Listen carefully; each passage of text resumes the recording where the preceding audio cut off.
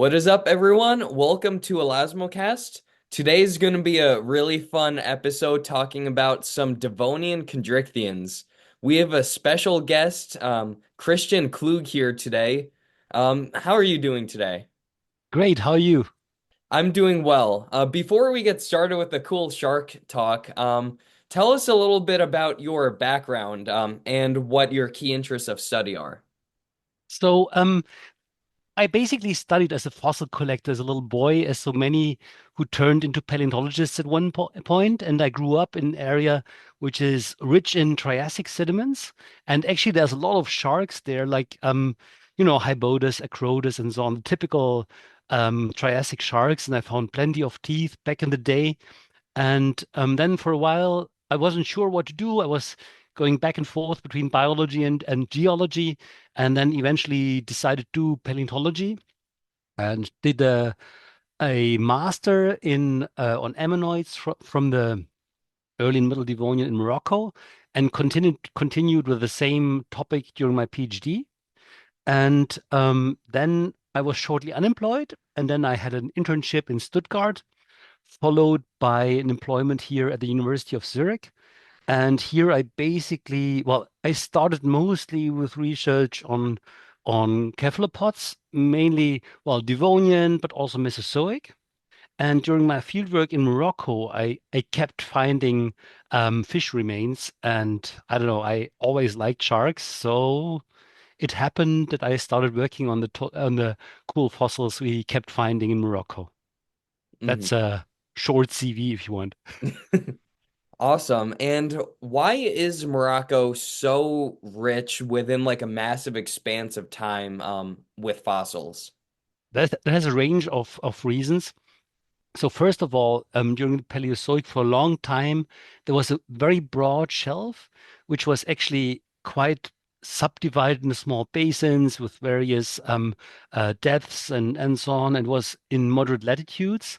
So there was probably over hundreds of millions of years, there was a quite continuous, let's say, ecology in moderate water depths. So there was probably quite a lot of food. And so, like from the Cambrian to the middle of the Carboniferous, there were basically pretty nice living conditions, I would say. And so this is one reason. Then the second reason is of course, the desert environment, which means that we have great exposures, a bit like where you're based in Arizona in places. It's the same thing. The less vegetation, the more you see the rocks. So this is another thing. And then the third thing is probably that Morocco has always been quite tolerant towards paleontologists and fossil hunting and also fossil trade.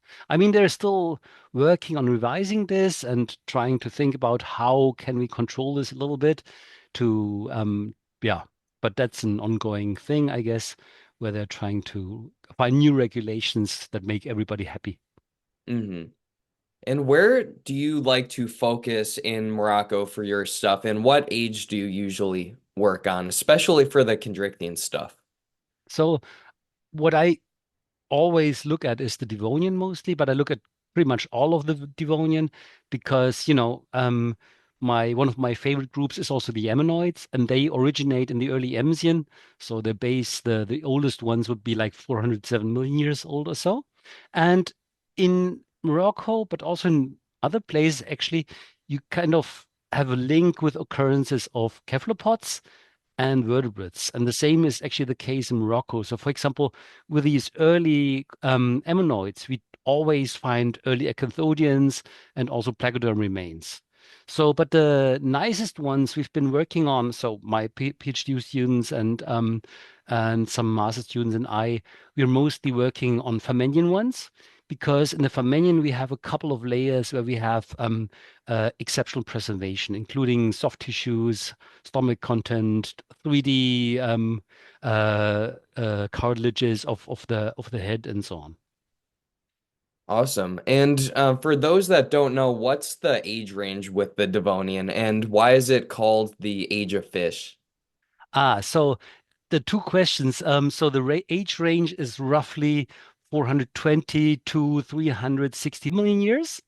And I don't know. So there was a recent new chronostratigraphic time scale. So I don't know the precise dates, but that's roughly it. Hmm. And so what's the second question?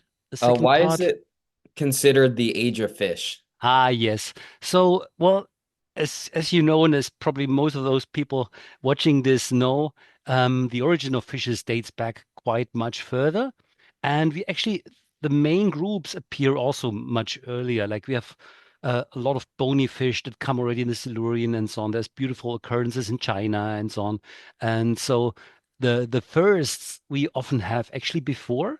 But the main radiation is actually in the Devonian. So we have a great diversification, all main groups of fishes in the Devonian, and they become actually more and more abundant. So there's plenty of places worldwide where we have rich occurrences and with great diversities of many groups from cartilaginous fish, via placoderms to bony fish. The bony fish, they're a bit, let's say, slower, but towards the end of the Devonian, we also find a lot of remains of those. Hmm. Yeah. And what is special about the place that you collect in the Devonian of Morocco taphonomically? So this is really one of the very few places where we have 3D preservation of the head region. And that's of course awesome because this permits us to reconstruct the jaws, how they were articulated, how they were open to how they would be opening and closing and so on. We can reconstruct the brain cases and so on. And there's not many places, I would say, on Earth we can find so many different species of early cartilaginous fish where you have this kind of preservation.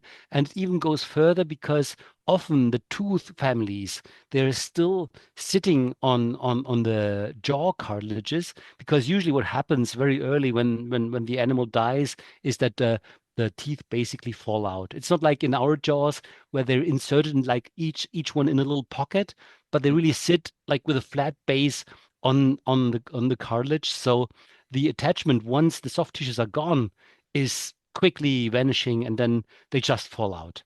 And we have actually a bunch of specimens where you really see how the teeth actually follow one another. And yeah, so this is really pretty awesome actually how well articulated they are.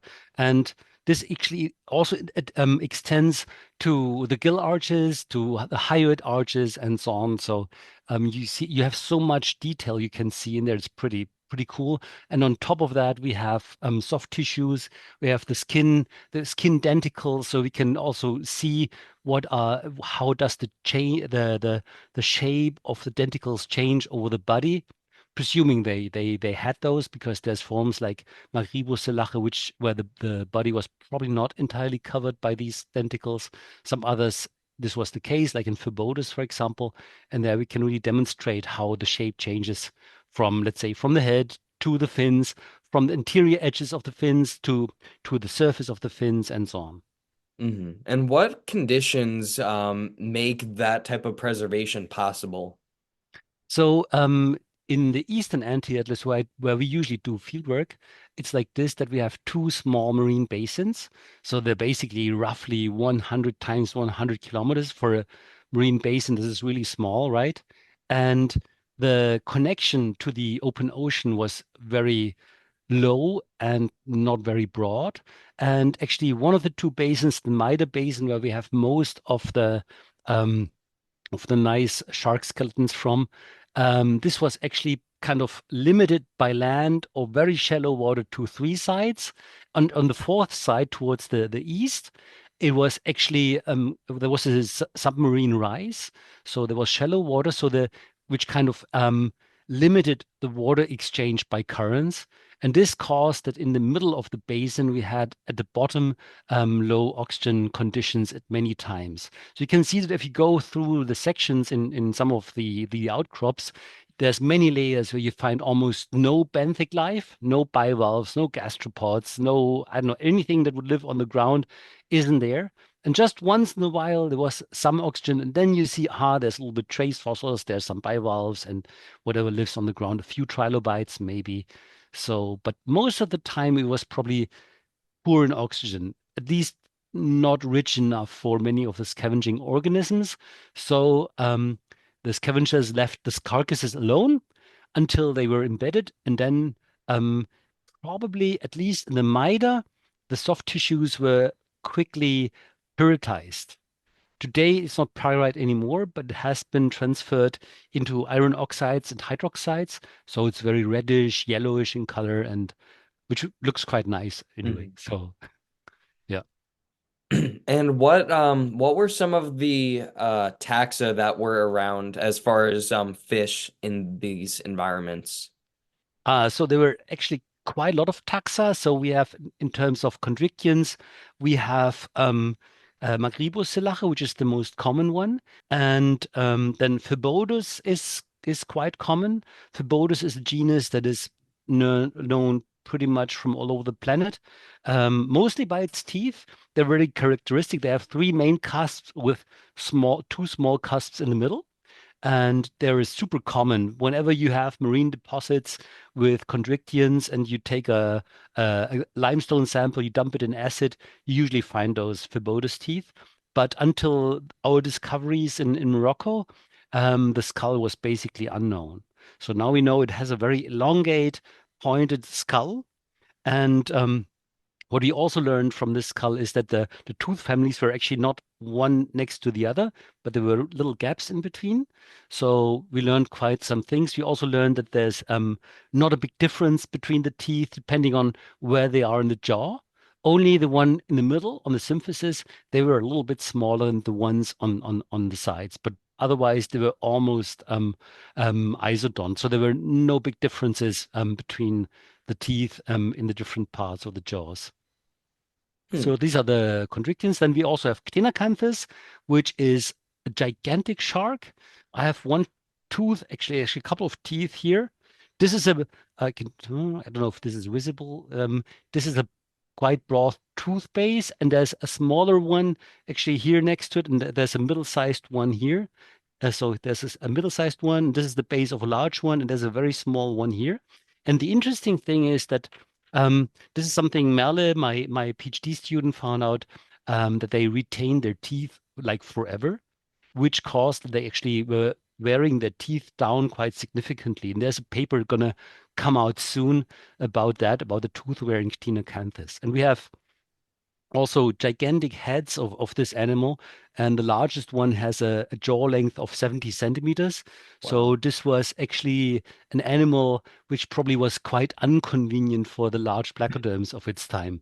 So they were huge and they were feeding on probably all sorts of animals, including other sharks.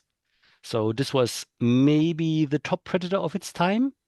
And then what else? Yes, then I have Simorium, and there I have a skull here. I can show you.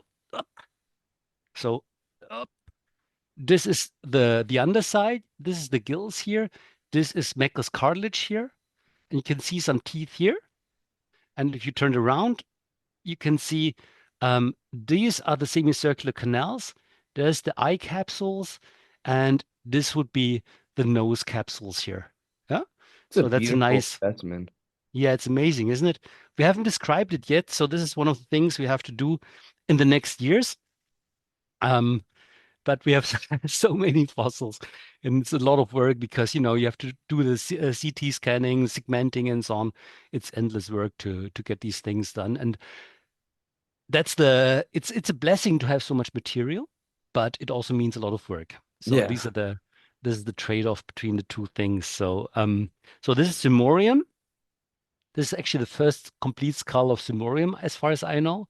So that's also quite important because there's a whole group, the Simoriiformes, which is named after this genus. So I think it's also an important specimen.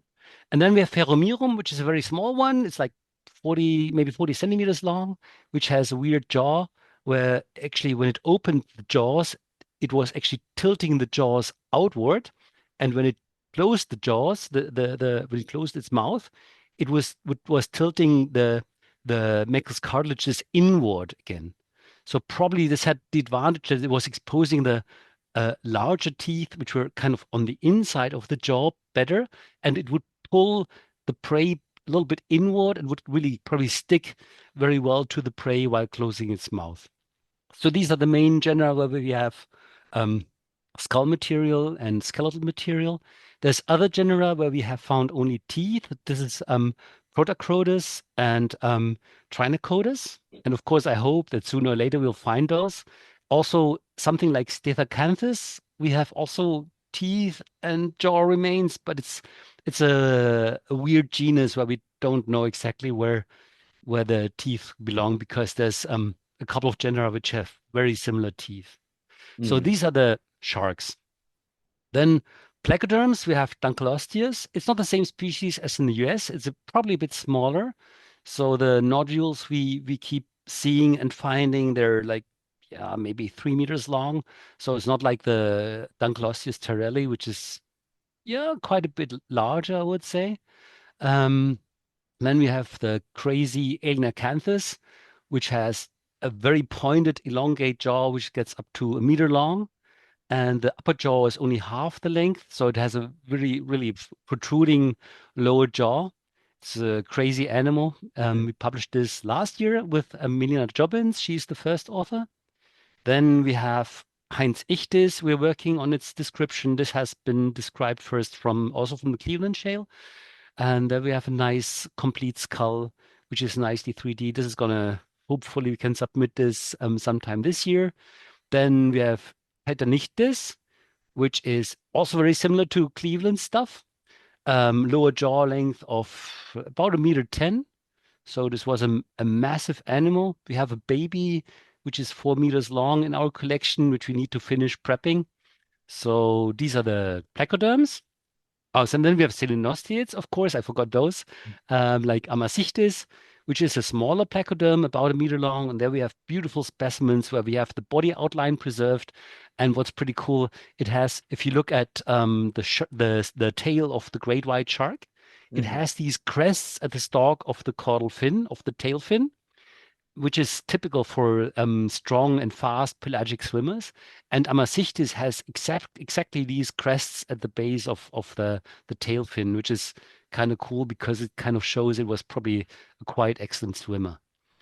And yeah, so these are the placoderms. And then I have another PhD student, Amin. He's working on the bony fish, and he has just completed a first paper on a new lungfish, which is well, it's just one tooth plate, but it's kind of interesting because it's very derived, but actually it's the first of this derived kind that was found in Devonian.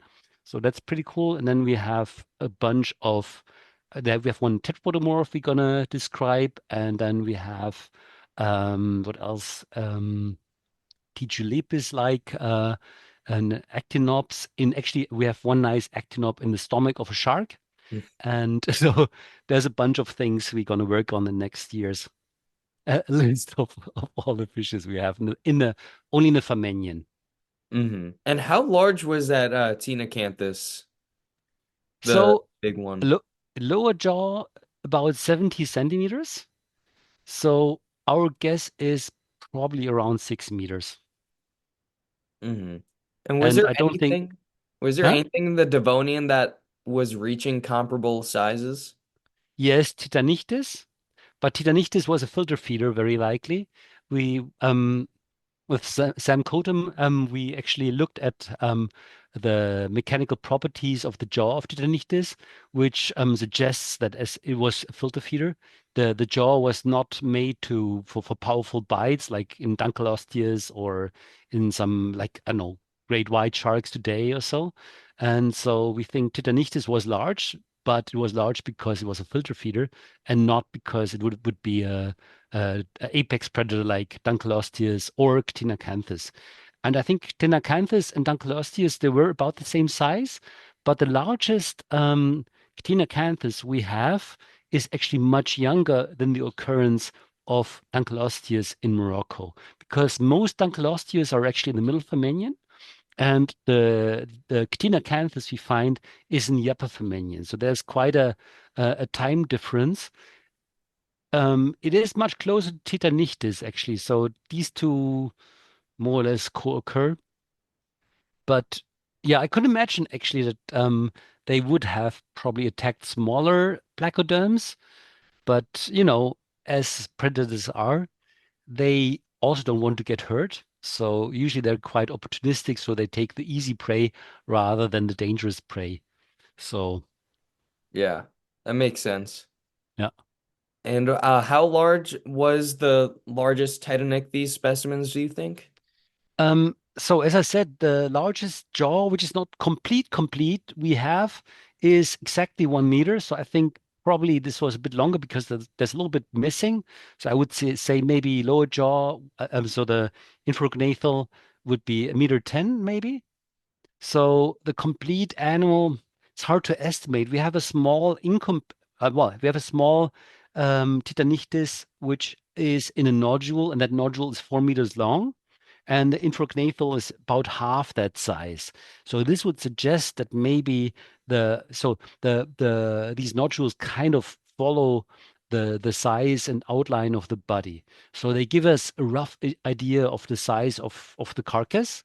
And this would suggest that maybe if an animal has twice the infrognathal size, it would be maybe twice the body size, so maybe 8 meters, which is quite a nice fish. Especially for the Devonian, yeah. Yeah. That's So I think incredible. it was larger than Dunkleosteus, I would say. Hmm. Yeah.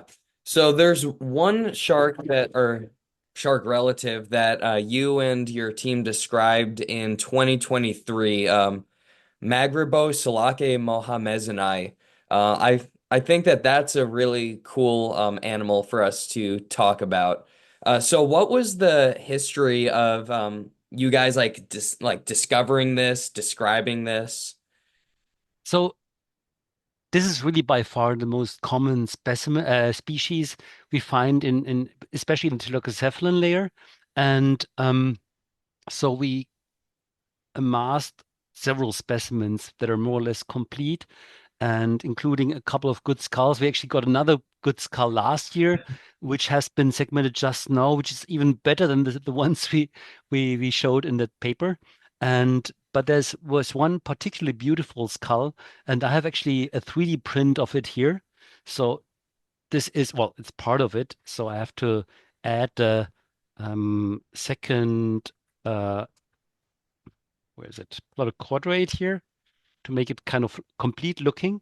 So this is it. So you see the nasal capsules here. You have, here's one of the eyes, and this is would be the palate if you want. And this is the lower jaw with the ceratohyal. This would be, let's see, on that side. So this would be articulating, oh, like this. And so this is the actual size of one of the specimens we showed, but they get much bigger. So the skull size, the maximum skull size would be around 30 centimeters. And I don't know how many specimens we have. I think in that paper we described like 10 skeletons. They range in size from 80 centimeters to 2 meter 50. So, and I think 2 meter 50 is really the maximum size of that animal. And the cool thing is that every skeleton has its own information. Like one has musculature, another one is in lateral view, one has a nice fin spine, another one has skin preserved on on the fins, and so on. So we have a lot of detail there, or the lateral lines, and so we have really a lot of information. This one has quite a nice nasal capsules, and another one has the cranial nerves nicely preserved. So we really have a very good idea of the shape of the anatomy of this animal. And I think it's really the closest relative of Claudocelache, which was until then the best known chondrichthyes from the Devonian, I would say.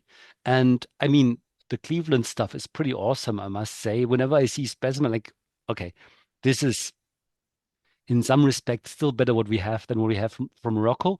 But what's better in Morocco is the fact that we have really nicely 3D heads of these animals.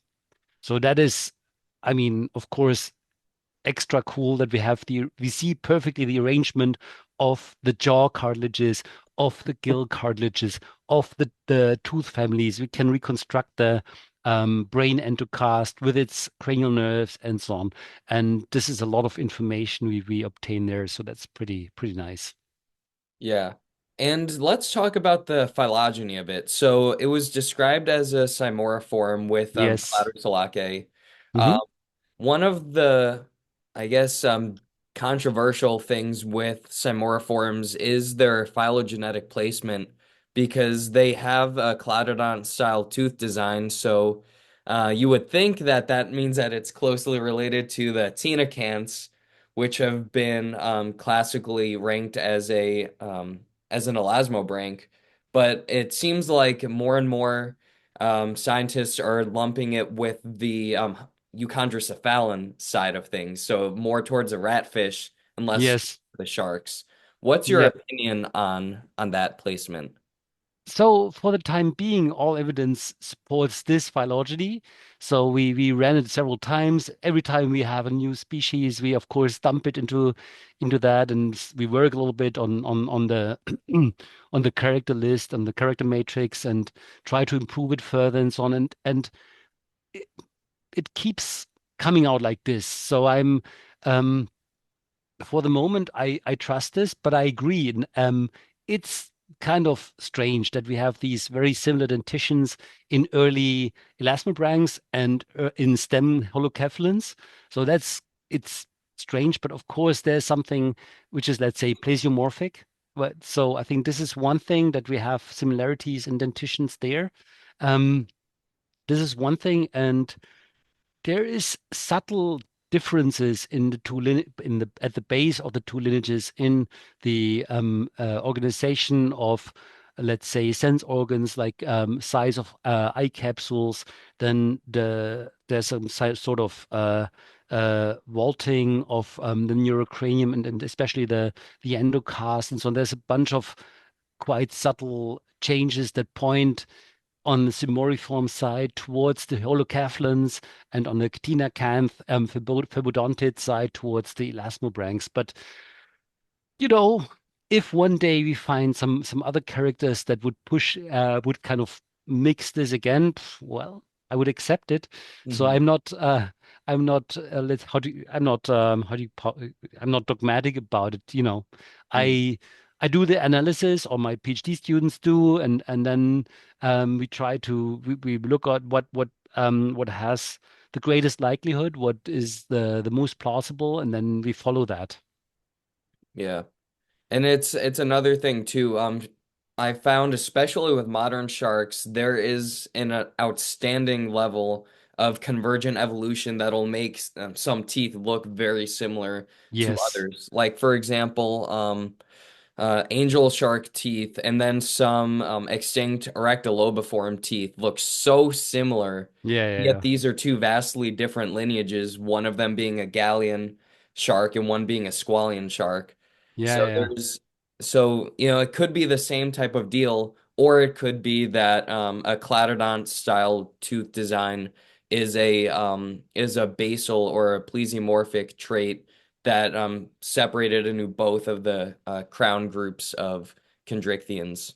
Exactly. So that's kind of hard to disentangle. And I mean, also if you look in the Devonian, if you look at Phoebodus, there's so many similarities in the skull shape, in the dentition of Phoebodus and the modern Chlamydoselaches.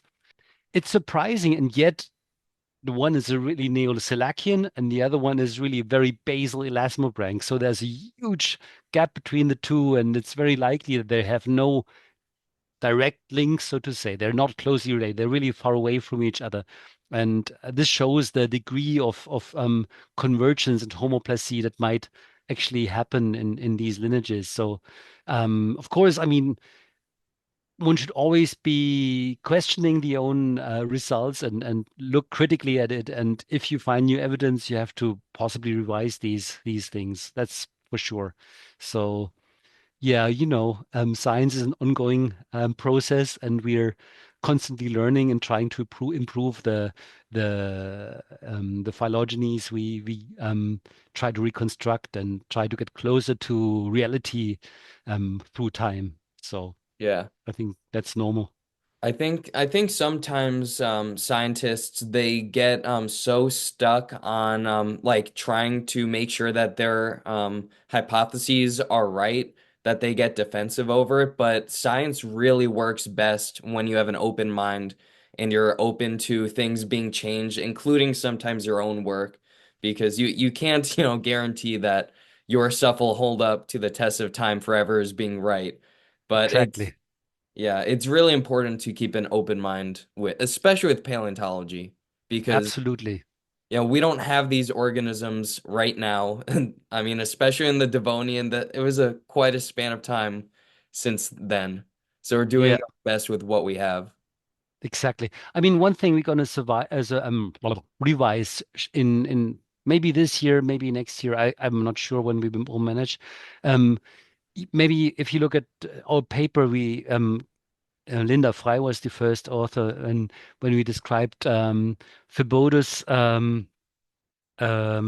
Selachus, um, the, we suggested that it was kind of almost anguilliform, like Trinacodes, which is more or less closely related.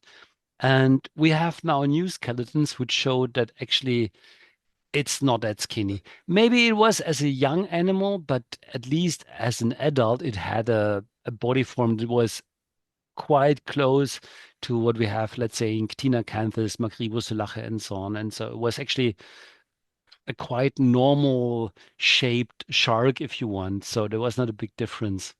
Um, and we have a lot of new specimens where we have skin preservation, where we see the fins perfectly, and it's crazy. So we can add a lot of information about this animal actually in the next maybe this year, I hope.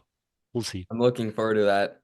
Yeah, And speaking of convergent evolution, and something with the Phoebodus and Phobodonts, Hespelorodus used to be considered Phoebodus, but it turns out that they're a Ctenacanth. So then you have another lineage that evolved a dentition that has some superficial similarities yeah, as far as those pronged teeth.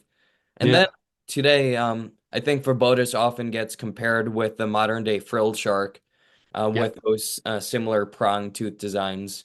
And exactly.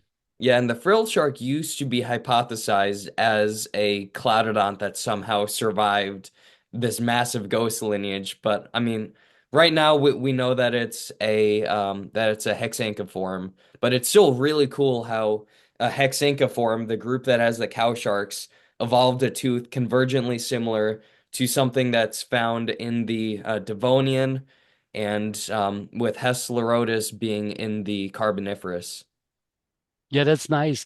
And what I find also interesting is the ecological aspect. So it seems like certain aspects, let's say, of skull shape, dentition, maybe also body morphology, somehow goes together. So there might be some ecological drivers that actually make certain traits evolve again and again in the same direction. So that is quite interesting, I find. I I mean, first of all, we thought that Phibodus was more similar to the frilled shark than it actually is. So this is something we're going to revise, as I said, because the holotype looked quite long and slender. But since we have now um, other skeletons which are actually better preserved, we know better now. So we have to revise that. So, what do you think caused the Phoebodus you described to have a different body shape than what you're finding now?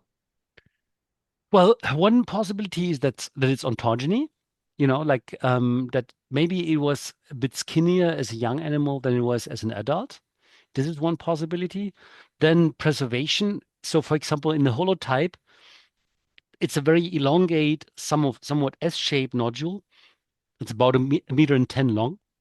And this nodule is quite skinny, but um, we don't know what happened before it was embedded. Could be, I don't know, there was some kind of, I don't know, process that compacted it somehow, that become skinnier than it actually was, or as that was development, that the juveniles were skinnier than the adults. In any case, the big specimens we have one that lacks most of the skull but has all of the postcranium. Then we have another one where we have beautiful skull and much of the body. Well, the body is kind of eroded, but there's nice fin spines and there's some remains of the caudal fin. And then we have a small specimen. It's also about a meter 20 long. But this is a bit difficult to interpret because it's actually intertwined with the skeleton of a Maghriboselache. So they were doing some strange kind of mud wrestling there. It's really crazy, and it's there. It's even more difficult. You have well, the Phoebodus is complete from head to tail. It kind of wraps around the skull of a Maghriboselache, and then you have the tail fin. It's actually the best tail fin we have of Phoebodus. And but since it's kind of wrapping around the skeletal remains of the Maghriboselache, where you have the skull and also some parts of the skeleton, it's really in some details, some of the cartilages, it's difficult to tell, is it now from the one genus or from the other genus? So it's a bit confusing. So, in any case, the big skeletons, the proportion of skull to body length is quite different from what we have seen in the holotype. So, the skull is proportionally very long and longer in proportion to the entire body. Hmm. And going back to Maghriboselache, you wrote in the 2023 publication about the sensory systems that this Mhm. animal had. Could you explain some of that research? Yeah, so I have actually it's quite a weathered skull, which is kind of funny here. This is what sometimes the stuff looks like. So, so this is the ventral view. You have again, let's see, you have this is the internal mold of the Meckel's cartilage, and next to it you see the ceratohyal here. And on the other side, this is basically where you had the eyes, and you also see that it's quite broad anteriorly where you have the nasal chambers, basically. So you see it had quite big eyes and quite big nasal chambers. So this suggests that, well, the sensory systems played a big role. And if you look at the lineage that goes towards the holocephalin, some of the forms you have, well, today, but also in the Carboniferous, for example, some of them have massive eyes, and also actually I don't know if you see it here, the semicircular canals, they're also gigantic in proportion to the rest of the neurocranium. So they're really, really, really massive. So, and then also, well, the for the sensory lines, I'm not so sure. I'm just thinking, I think we don't have the sensory lines in Phoebodus as far as I know, and also not in Ctenac. Well, actually, I think we have them only in Maghriboselache. So there we cannot compare. But at least for eyes, um, then of course the sense of orientation, the semicircular canals, and smelling olfactory systems. There, I would say that in Maghriboselache, these organs are very, very well developed. And proportionally bigger than, for example, in Phoebodus and probably also in Ctenacanthus. Ctenacanthus, we still need to, we have one huge skull. It's a neurocranium that's about a half a meter long or so. Um, but it's unfortunately the surface is very weathered because it was probably found by people looking for ammonoids, the local ones, local people, Hmm. and they didn't know what they had, so they basically broke it to pieces. So we had to kind of get the crumbles back together. And so the surface is not really nice. And from my gut feeling, I would say the orbits are smaller proportionally. The nose capsules, the olfactory bulbs, they're often not preserved. For some reason, this part of the neurocranium is often very poorly mineralized, and then we hardly find them, or it's eroded away. So even Maghriboselache, we have very few specimens where you can see that. And this is also a little bit true for Ctenacanthus, no, Ctenacanthus, Cladoselache from the Cleveland Shale. If you look, you it's often difficult to really tell what's the shape of the nasal capsules there. Hmm. Yeah. It's real. I just still find it so crazy how good the preservation is on some of those Devonian Moroccan fossils that we can like interpret that stuff. Because like and most of the people watching that sharks are cartilaginous, so it doesn't preserve very well in the fossil record. And the fact that you not only have articulated remains, but 3D articulated remains, that is crazy. And it's not even that rare. So the first time I went really systematically looking for shark remains in the thylakocephalon layer, within one day I found six skulls and one complete skeleton. And I think that's pretty good. And Yeah. it shows that they're not exactly rare. And that is crazy because I found them at localities where people have been looking for fossils for a century. But they looked mostly for index fossils like ammonoids. They were sampling for conodons and I don't know what.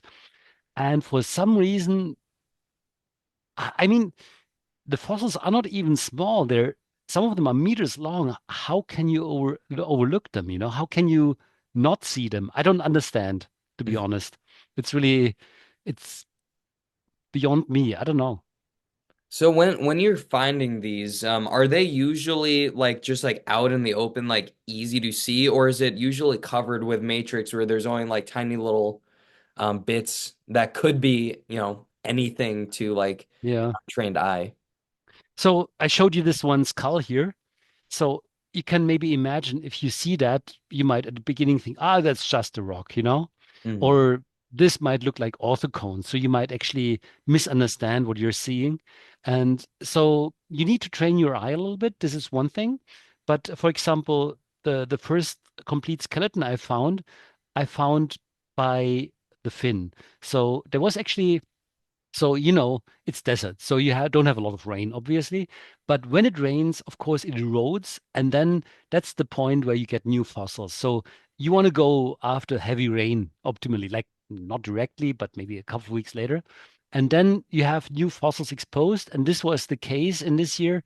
And so we went over the fossil-bearing layer, and then I saw basically the fin rays of one of the pectoral fins, and that's very characteristic. You see it's a fossil, and you see it's not an ammonite, it's not an orthocone, it's not a bivalve, it's something else. So once you've seen this, you recognize this very easily. So actually, the fin rays are very easy to recognize. So often it's the fin rays, or if it's a skull. Well, often you have these V-shaped arrangement of the Meckel's cartilage, for example. There's something you can recognize in the 3D specimens. They're often superficially quite corroded and or eroded, so it's sometimes, yeah, you kind of need to know what you're looking for. But once you know, you find those things, and yeah. Hmm. What was the craziest thing that you found on the field?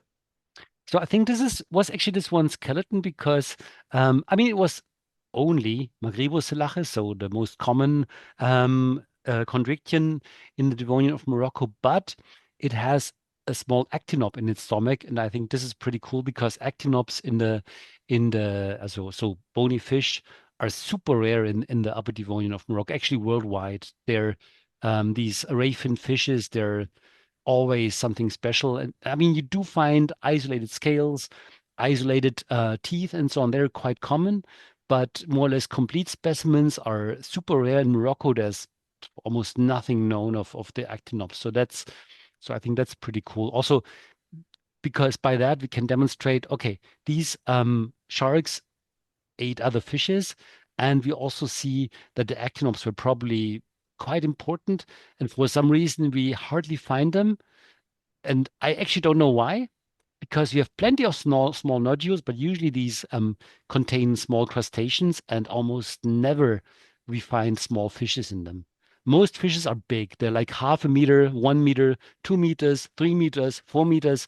But small fishes, I think must have been zillions of them, but we just don't find them. Hmm. And it's really interesting to think because when we look at modern oceans, actinopterygians, they're like the main fish Exactly. group. And yet in the Devonian, that's not the case. So when did that start to like change? When did actinopterygians really have their foothold in Earth's oceans? Um, so that's a tricky question. I'm not the greatest actinop expert, but so it depends a little bit on the localities. There's localities like Gogo Formation, Australia. There, the actinops are actually fairly common. So if you crack 1,000 nodules, you will have some actinops in there, right? So, but placoderms are rarer, and sharks are even more rare. So there's actually just one nice 3D shark from Gogo, but there's hundreds of nice actinops, right? So it depends on probably ecology, preservation, and so on. So there's places where you have where they're better represented than in Morocco. And I think in Morocco it's really taphonomic. I think they were around, and if you dissolve, let's say, limestones from the Flamingan, you find plenty of small scales and small conical teeth, where I think these are probably actinop remains. So they were around. So the the diversification, there was at least one boost in the Mesozoic, or several boosts. So for example, we have in the early Jurassic, we have this split into major subgroups of like from the ganoids to the more modern teleost kind of style fishes. This happened um, somewhere in the Mesozoic for sure. So this happened later, but the root is deep in the Paleozoic. Hmm. So I have one last question before we wrap up the podcast, and that is, if you could discover one thing in your lifetime, what would that be? If you could answer one paleontological question, find one major fossil, what would that be? So, I'm also, well, I started off as a cephalopod worker, and much of my work is on ammonoids. And I actually just now working on an ammonoid with soft tissues, but still we have not a single ammonoid where we see the arms very well. So this is something I would really like to find. But if you talk about fishes, um, or let's say Devonian vertebrates, I would be very happy to find a tetrapod, of course, in the Devonian. This would be awesome because from Africa there's some tetrapodomorphs from South Africa, but nothing from Morocco. And so this would be cool. And of course, like something like Ctenacanthus or so with weird fin spines, this would be also a cool thing. Like, like the crazy stuff we get in let's say Bear Gulch or so, something crazy like this would be also awesome, I think. Yeah, Ctenacanthus was one of my all-time favorite prehistoric animals when I was a kid. It was Yeah. Ctenacanthus and Halicoprion. Yeah, I mean these I of course Edestids are also awesome. I mean they're pretty cool. Yeah, this is stuff we're missing. So also a nice filter feeder shark. This would be also a cool thing, right? Hmm. Yeah. Awesome. So I have a long wish list. I do too. I do too. I appreciate having you on, Christian, and for My pleasure. Thanks and for for asking me. yeah, and for everyone else, please don't forget to like, comment, subscribe, hit that notification bell so that you stay up to date on all of this Chondrichthyan content. Because there's not a lot of Chondrichthyan content, especially that goes like this in depth on the paleontological side of things.